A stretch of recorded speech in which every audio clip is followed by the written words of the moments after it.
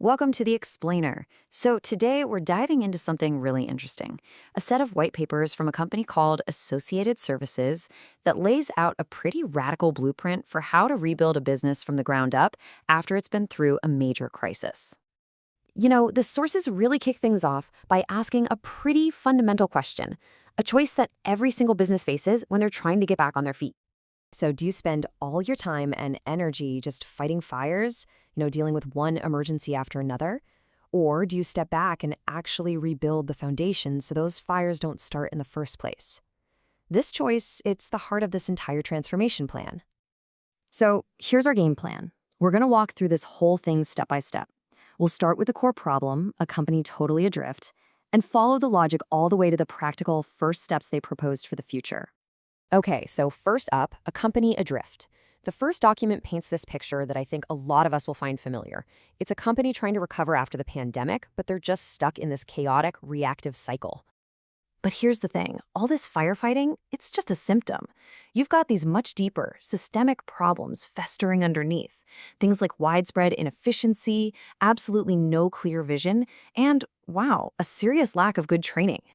And what's the biggest roadblock to fixing all this? Well, the sources argue it's an attitude we've all heard before. It's this head-in-the-sand defense of a broken system just because, well, that's the way it has always been done. So, in the middle of all this chaos, the technicians group, they came up with an idea, a core insight that became the foundation for everything that follows in this plan. And it's a powerful one.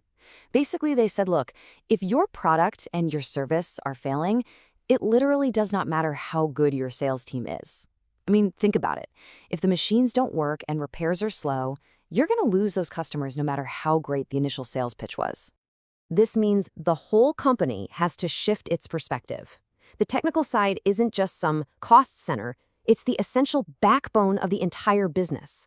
It's the strong, stable core that allows everything else, sales, management, you name it, to actually succeed and grow. Okay, so that's the big idea. But how do you actually build this technical backbone? Well, the plan breaks it down into two main pillars. You need top-notch training and a rock-solid support. First, you've got to have a really comprehensive in-house training program to make sure every single technician is an expert. And second, you need a support system that actually works. We're talking good reference materials and a shared database so everyone's on the same page. And this isn't just some vague concept. The plan gets down to brass tacks. Look at this, a sample 5-day training schedule for new hires. They get hands-on experience with every single type of machine before they even go out in the field with an expert. This is a real practical roadmap for building competence right from day one. But does this stuff actually work in the real world? Or is it just a nice idea on paper? Well, the white paper gives us a perfect case study from inside the company that proves it works. The central shop. I mean, the transformation here is just incredible. This place went from being the company's running joke to a model of high output efficiency. And it wasn't magic. It was a leader, Brian Cook, who invested in his people, fostered teamwork, and showed that focusing on that technical foundation gets you amazing, system-wide results. This success story is where the plan really starts to zoom out. It goes from just fixing the shop floor to rethinking the entire corporate culture. It's about a fundamental shift in how every single employee thinks about their job. Okay, so the documents get a little philosophical here, but stick with me, because it's important. They start with a basic human truth. People are often driven by self-interest. And when that's left unchecked, when it's everyone for themselves, well, it's poison for a company. But here's the genius part. They argue you don't fight that impulse, you channel it. You transform it into what they call community-benefiting selfishness. It's that classic idea that a rising tide floats all boats. Your personal success becomes directly tied to the group's success. So how do you bridge that gap? What's the secret sauce that makes it all work? It's one word: efficiency. When you focus on making your own job easier, faster, and better, that's a selfish motive, right? But the ripple effect is that it strengthens the entire company. And this ties right into the last piece of the philosophical puzzle: creativity. Now, we're not talking about painting or poetry here.